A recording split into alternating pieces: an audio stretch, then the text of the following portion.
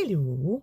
So I went to Comic Con Bournemouth today and I saw Bernard Blessed and I saw Tony Robinson and I saw Colin Baker and the current Davros from Doctor Who, and I got to listen to a bit of the interview of Brian Blessed and the whole of Tony and a photo with Tony. I did do a little bit of video footage of Comic Con itself, but it was so busy. I couldn't get much footage, so I will add it on to this in a bit. Bye.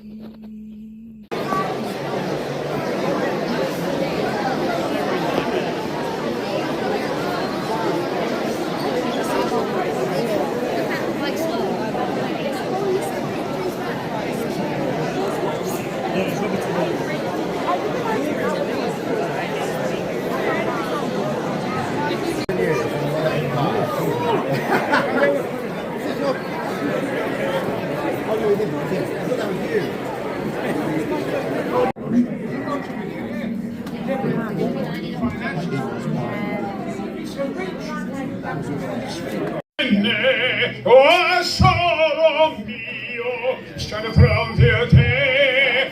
Oh, sole mio, stanno pronti a te. Stanno pronti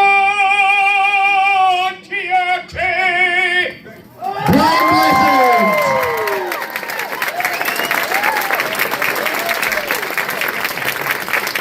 What we now know as test pits, although it was a fairly new innovation at that time. And so I would move from test pit to test pit, got friendly with all the archaeologists, and when the show was over I moved back to Bristol where I was living at the time, and I started doing extramural classes in archaeology just because I was very interested in doing it.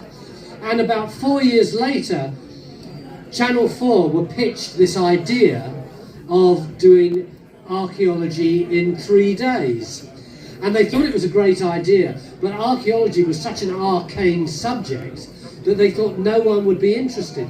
And it being Channel 4 in its very early days, they thought, who could we get to front it? I know, let's choose the person who plays the stupidest person on television. Me again.